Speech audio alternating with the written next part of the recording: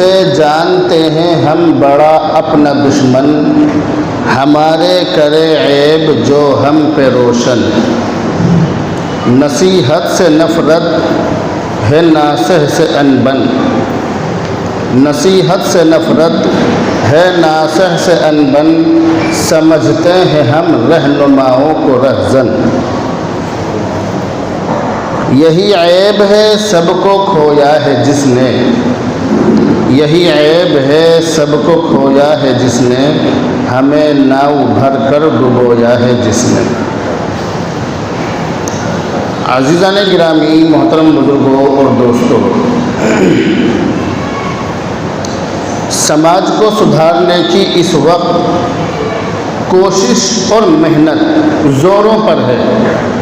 ہر عالم، ہر داعی، ہر نمازی، ہر امام، ہر مولوی اور ہر سماجک آدمی کی کوشش یہ ہے کہ سماج سدھر جائے، سماج کے اندر سدھار پیدا ہو، سب کی کوشش ہے، اور خاص طور سے سماج کا سنجیدہ طبقہ یہ چاہتا ہے کہ سماج کے اندر سدھار ہو، مگر سماج کے اندر سدھار نہیں ہو رہا ہے، بلکہ دیکھا یہ جا رہا ہے کہ کوشش جتنی ہو رہی ہے سماج میں بگاڑ اس سے زیادہ ہو رہا ہے۔ اگر کوشش اور محنت 10% ہو رہی ہے تو بگاڑ 15-20% ہو رہا ہے، یعنی ہماری محنت سے سدھار ہونا چاہیے، مگر ہماری محنت کے مقابلے بگاڑ ہو رہا ہے، فساد ہو رہا ہے، جس کی وجہ سے ہر آدمی بے چین ہے، پریشان ہے۔ اور جب سماج کے اندر بگاڑ ہوتا ہے، سماج کے اندر فساد ہوتا ہے، تو اس کا اثر ہر طبقے پر ہوتا ہے۔ سماج کے بگاڑ کا اثر کہیں نہ کہیں تمام لوگوں پر ہوتا ہے، ہر شخص ایک دوسرے سے جڑا ہوا ہے، تو اس کا فساد، اس کا بگاڑ اور اس کے اثرات کہیں نہ کہیں دوسرے لوگوں تک بھی پہنچتے ہیں۔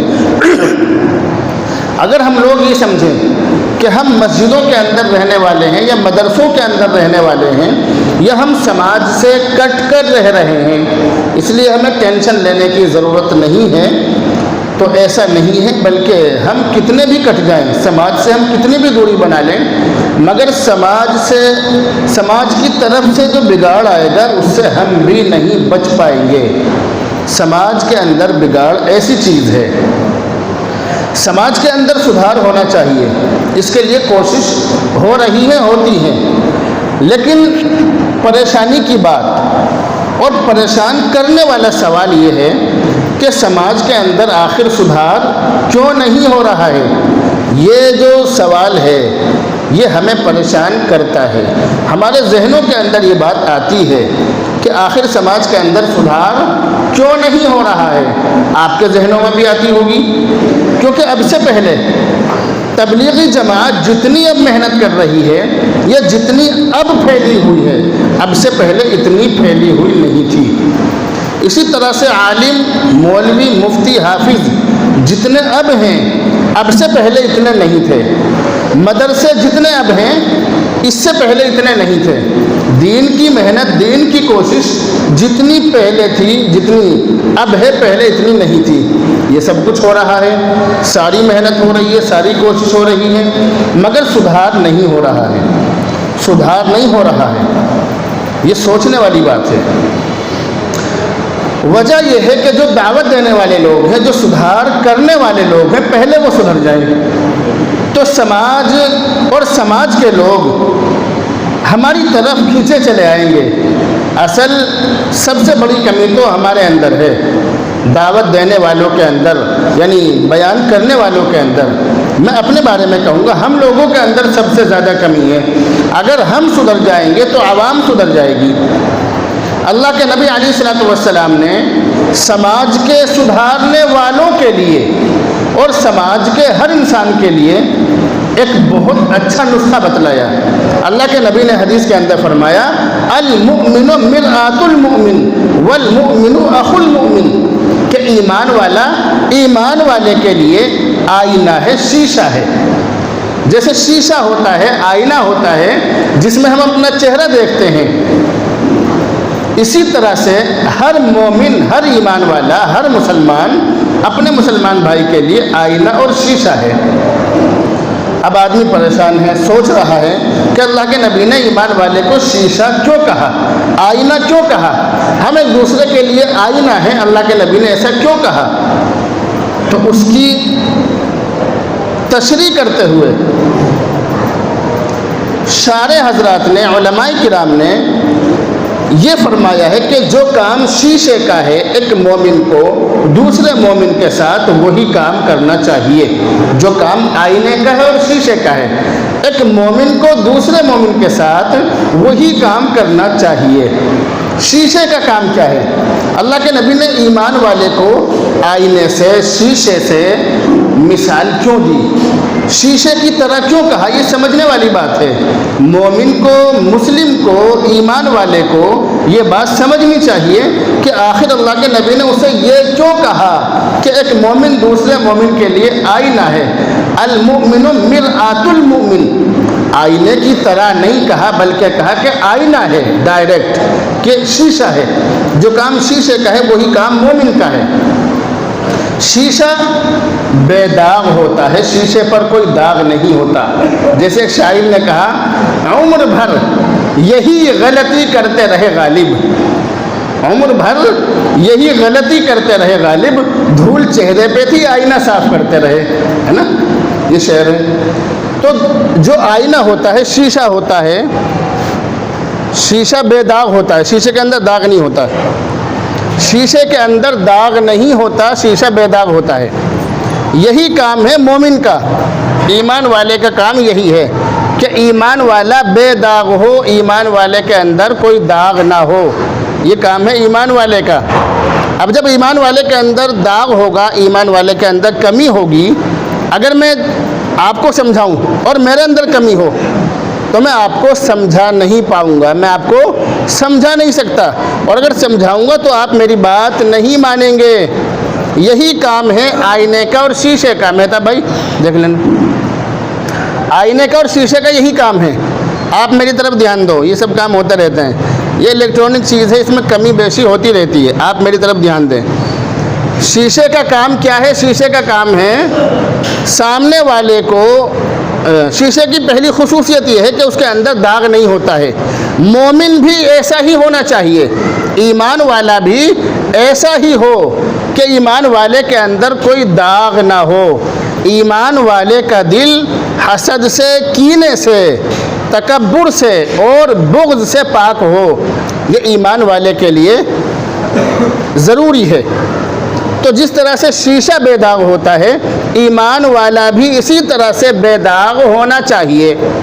اب جب میرے اندر ہزاروں کمی ہوں گی اور میں آپ کو سمجھانے بیٹھوں گا اور آپ کو معلوم ہے کہ یہ بہت بڑا شیطان ہے، اس کے اندر 100 کمیاں ہیں، اور ہمیں سمجھانے بیٹھ گئے، تو آپ میری بات نہیں مانو گے۔ میں بات صحیح کروں غلط؟ بتلاؤ۔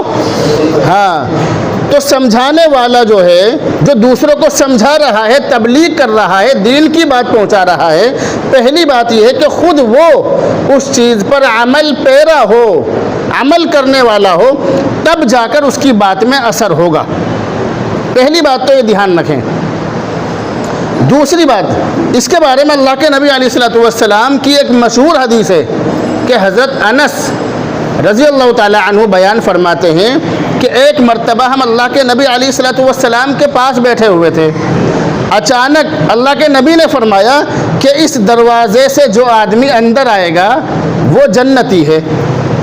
جب یہ بات اللہ کے نبی نے فرمائی تو صحابہ کرام یہ فرماتے ہیں کہ ہم نے دیکھا کہ اس میں سے کون آدمی آ رہا۔ اچانک ایک صحابی اندر داخل ہوئے، وہ فرماتے ہیں کہ شاید غالباً وہ حضرت سعد بن ابی وقاص رضی اللہ تعالی عنہ تھے، وہ اندر داخل ہوئے مسجد نبوی میں۔ جب صحابہ کرام نے دیکھا کہ یہ تو حضرت سعد بن ابی وقاص رضی اللہ تعالی عنہ ہیں، تو اللہ کے نبی کے جو صحابی تھے، ایک صحابی وہاں بیٹھے ہوئے تھے، حضرت عبداللہ بن عمرو بن عاص، انہوں نے بھی دیکھا۔ انہوں نے فوراً جب وہ صحابی حضرت سعد بن ابی وقاص مسجد میں داخل ہوئے، نماز وغیرہ یہ سب کرنے کے بعد جب وہ واپس لوٹنے لگے تو حضرت عبداللہ بن عمرو بن عاص ان کے پیچھے چل دیے۔ اور یہ کہا کہ میں 3 دن آپ کا مہمان بننا چاہتا ہوں، 3 دن۔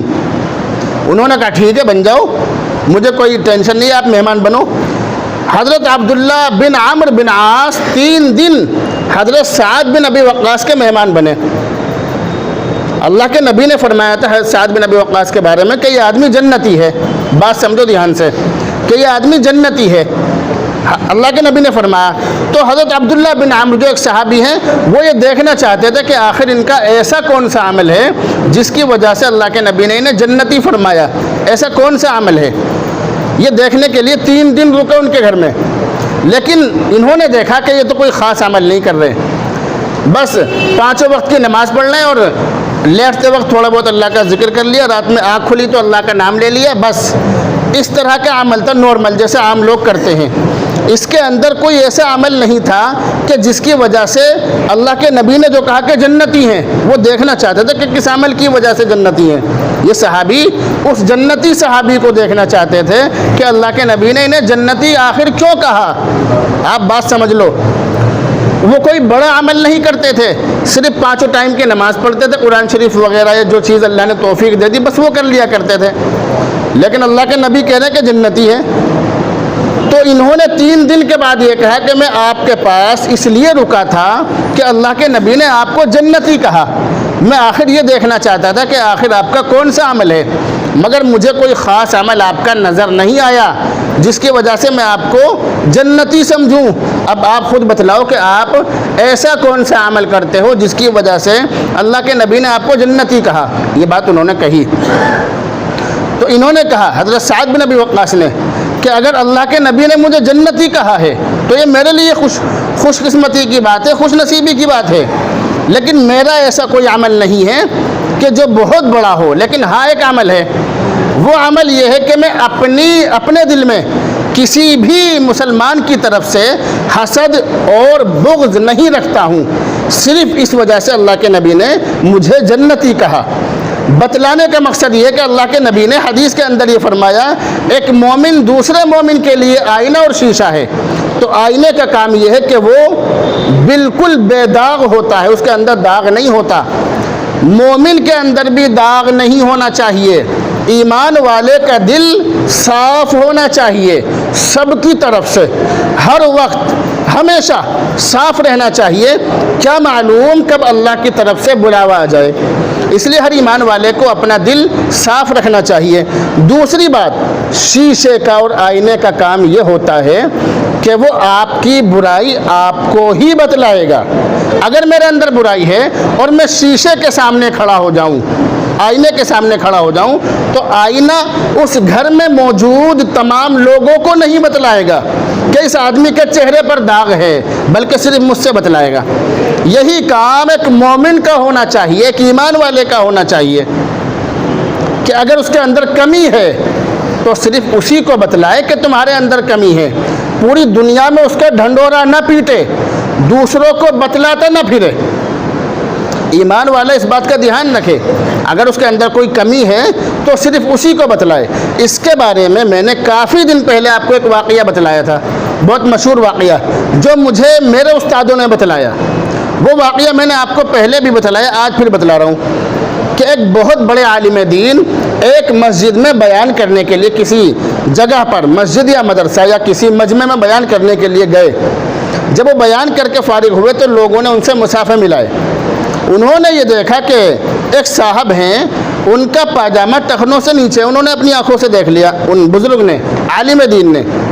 تو انہوں نے اس کو سب کے سامنے نہیں ٹوکا، بلکہ انہوں نے وہ اپنی جگہ سے اٹھے، اس کے کندھے پر ہاتھ رکھا اور ہاتھ رکھنے کے بعد اسے کونے میں لے گئے، اور کونے میں لے جا کر یہ نہیں کہا کہ تمہارا پاجامہ ٹخنوں سے نیچے ہے، بلکہ یہ کہا دیکھنا بھائی شاید میرا پاجامہ ٹخنوں سے نیچے ہے۔ انہوں نے یہ کہا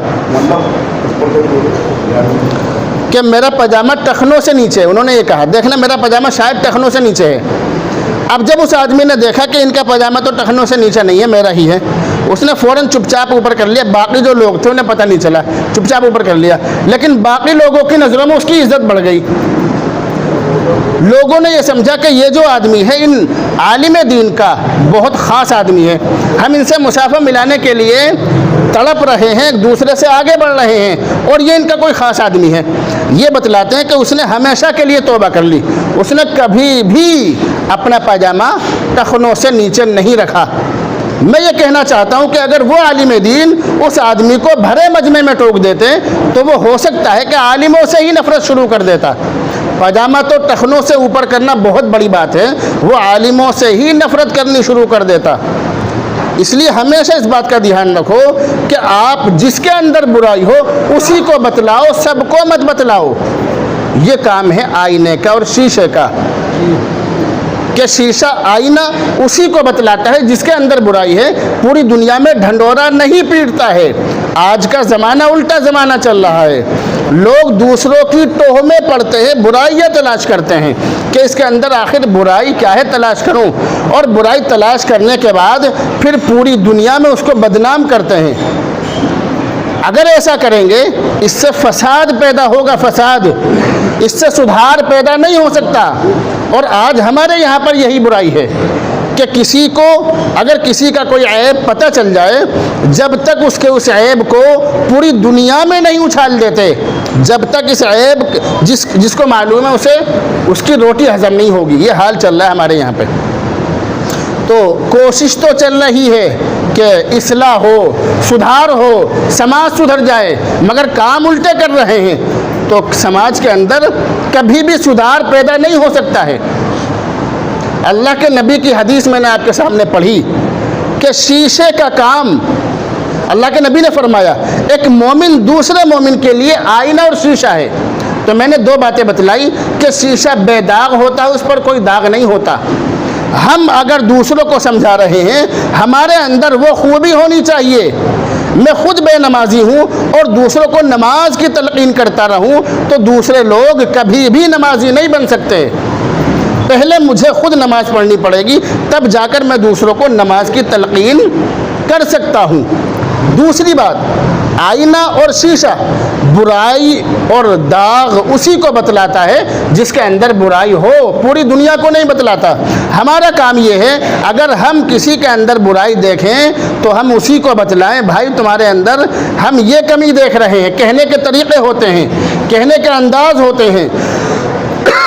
اب اسے سب کے سامنے ذلیل کرنے لگو، یا اسے مشورے میں بٹھا کر ذلیل کرنے لگو، یا اپنے مشوروں میں یہ بات کہنے لگو کہ فلاں آدمی تو شراب پی رہا ہے، آج اسی سے ملاقات کریں گے۔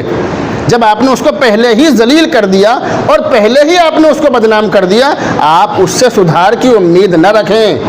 وہ سدھرے گا نہیں، بگڑے گا وہ، کیونکہ آپ کے مشوروں میں وہ لوگ بھی بیٹھے ہیں جو اس شرابی کے بھائی ہیں یا رشتہ دار ہیں یا ملنے جلنے والے ہیں، وہ جا کر اس کو بتلائیں گے کہ تمہاری شراب کا ذکر فلاں جگہ پر ہو رہا تھا۔ تو ہماری مجلسیں سدھار کے لیے ہوتی ہیں، مگر خود ہمارے اندر بگاڑ ہے، اس لیے سماج میں سدھار پیدا نہیں ہو رہا ہے۔ تیسری بات، بہت بڑی بات، ہم لوگ دوسروں کو سمجھا کر دو چار بار سمجھا کر تھک کر بیٹھ جاتے کہ وہ ماننے والا نہیں ہے۔ ہم یہ سوچتے ہیں وہ نہیں مانے گا، اس نے تو کمر کس لی ہے، وہ تو ضدی ہو گیا، اس نے تو شراب پہ کمر کس لی ہے، وہ تو روزانہ پوے خرید کر لا رہا ہے، وہ تو روزانہ جوا کھیل رہا ہے، وہ نہیں سدھرے گا۔ ہم نے اپنی طرف سے یہ بات کہہ دی۔ اللہ کے نبی نے فرمایا مومن کے لیے آئینہ ہے۔ آپ کو کیا معلوم کہ کون آدمی کب سدھر جائے؟ آپ کو نہیں پتا، مجھے نہیں پتا کس آدمی کے لیے ہدایت کی گھڑی کب آ گئی، کسی کو معلوم نہیں ہے۔ حضرت مولانا مظفر حسین کاندھلوی، مفتی مظفر حسین کی بات نہیں کر رہا ہوں، میں بات کر رہا ہوں حضرت مولانا مظفر حسین کاندھلوی رحمۃ اللہ علیہ کی۔ ایک بار جلال آباد یا شاملی کے کسی گاؤں میں تشریف لے گئے، وہاں جا کر دیکھا کہ مسجد بالکل اجاڑ پڑی ہے، سنسان پڑی ہے۔ مسجد میں گئے، اذان پڑھی، جھاڑو لگائی، اور جھاڑو لگانے کے بعد باہر نکلے اور آ کر لوگوں سے معلوم کیا کہ یہاں نماز ہوتی ہے یا نہیں ہوتی۔ لوگوں نے کہا کہ یہاں پر نماز نہیں ہوتی، ایک بھی نمازی نہیں ہے۔ یہ سامنے جو خان صاحب ہیں، اگر آپ نے ان کو سمجھا لیا اور یہ نمازی بن گئے، اگر یہ مسجد میں آنے لگے تو پورا محلہ، ہو سکتا ہے پوری بستی نمازی بن جائے۔ انہوں نے وہ اس کے گھر گئے اور جا کر بڑے پیارے انداز میں بات کی مولانا مظفر حسین نے کہ بھائی ایسے ایسے بات ہے، اللہ کا گھر ہے، مسجد ہے، یہ ہے وہ، اپنے حساب سے اس کو سمجھایا۔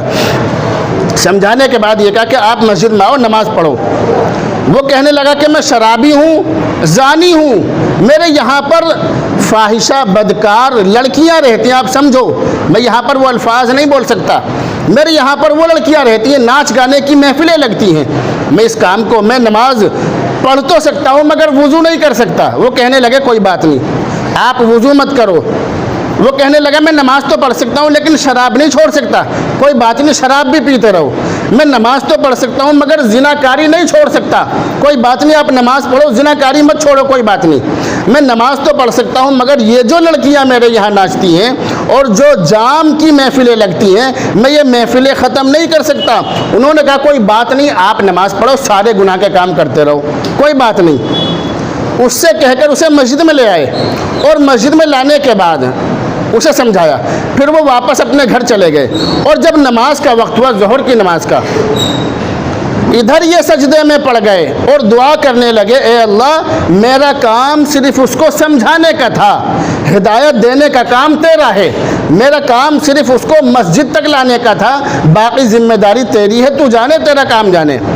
ادھر یہ دعا کر رہے تھے، ادھر اس کے دل میں اللہ نے خاص آپ کے دل میں یہ بات ڈالی کہ جب میں آج زندگی میں پہلی بار نماز پڑھنے جا رہا ہوں تو میں غسل کر کے جاؤں گا، اچھے کپڑے پہن کے جاؤں گا، خوشبو لگا کے جاؤں گا، وہ اچھی طرح سے کل سے پڑھ لوں گا بغیر وضو کے، آج تو غسل کر کے جاؤں گا، پہلی نماز ہے زندگی کی۔ بس وہ مسجد کی طرف چلے۔ جب وہ مسجد کی طرف چلے، اللہ نے ان کے دل میں ہدایت ڈال دی اور مسجد میں آنے کے بعد خوب روئے، گڑ گڑائے، اللہ کے سامنے توبہ استغفار کی۔ اور پھر اس کے بعد جب گھر گئے، گھر کے اندر جو گھسے اور بیوی پر جو نگاہ پڑی، کتاب کے اندر لکھا ہے کہ اس واقعے سے 7 سال پہلے ان کی شادی ہوئی تھی اور شادی کے بعد ایک مرتبہ بھی اپنی بیوی پر نگاہ نہیں ڈالی تھی، لڑکیاں رہتی تھی ان کے پاس تو انہوں نے بیوی پر نگاہ بھی نہیں ڈالی تھی، لیکن جب بیوی پر نگاہ ڈالی تو فوراً عاشق ہو گئے اپنی بیوی پہ، اپنی بیوی سے نگاہ نہیں ہٹ رہی تھی، فوراً اندر سے کہا کہ ساری لڑکیوں کو واپس بھیج دو، شراب کی سارے مٹکے، ساری چیزیں، تمام چیزیں ختم کر دو، آج سے اس گھر میں کچھ نہیں ہوگا۔ اس کتاب کے اندر لکھا ہے کہ اس واقعے کے بعد 50 سال تک، یہ لکھا کتاب کے اندر، 50 سال تک فرض نماز تو بہت بڑی بات ہے، اس خاں صاحب کی تہجد کی نماز بھی قضا نہیں ہوئی تھی، اس کتاب کے اندر لکھا ہے۔ اللہ کب کس کو ہدایت دے دے کسی کو معلوم نہیں ہے۔ ہم کسی کے بارے میں یہ نہیں کہہ سکتے کہ وہ تو شرابی ہے، وہ کبھی توبہ نہیں کرے گا، وہ تو جواری ہے، وہ کبھی توبہ نہیں کرے گا، یا وہ آدمی تو سٹے لگاتا ہے، وہ کبھی توبہ نہیں کرے گا، ایسا نہیں ہے۔ اللہ تعالیٰ کب کس کو ہدایت دے دے اللہ تعالیٰ جانتا ہے۔ اللہ کے نبی کے ساتھ ان کے سگے چچا رہتے تھے، اللہ نے انہیں ہدایت نہیں دی۔ اور اللہ کے اس طرح کی مثالیں ہیں کہ اللہ نے آزر کے گھر میں ابراہیم علیہ السلام پیدا کر دیا۔ اللہ کب کس کو ہدایت دے دے ہمیں نہیں پتہ، ہمارا کام ہے دوسروں کو ہدایت دینے کی، یعنی دوسروں کے لیے دعا کرنا اور دوسروں کو سمجھانا، ہمارا بس صرف اتنا کام ہے، اپنے حصے کا کام کرتے رہو۔ اللہ کے نبی کی حدیث پڑھی تھی، مومن کے لیے آئینہ ہے تو آئینہ اور شیشہ بار بار بتلائے گا کہ تمہارے چہرے پر داغ ہے، بار بار۔ یہی کام ہمارا ہے کہ ہم بھی بار بار کہیں بھائی اس کام کو چھوڑ دو، مان جاؤ، ایک دن آئے گا، موت آئے گی، ہمارا کام صرف سمجھانے کا ہے۔ ہم کسی پر طعن و تشنیع نہیں کر سکتے، ہم کسی پر ٹون بازی نہیں کر سکتے، ہم کسی گناہ گار پر کسی طرح کا الٹا سیدھا کمنٹ نہیں کر سکتے، ہمیں اس کی اجازت نہیں ہے۔ اللہ رب العزت سے دعا کرتے ہیں، اللہ رب العزت مجھے بھی اور مفتی خالد قاسمی کے چینل کو سبسکرائب کریں، ویڈیو کو لائک شیئر کریں۔ شکریہ۔ Subscribe to Mufti Khalid Qasmi and like share the video.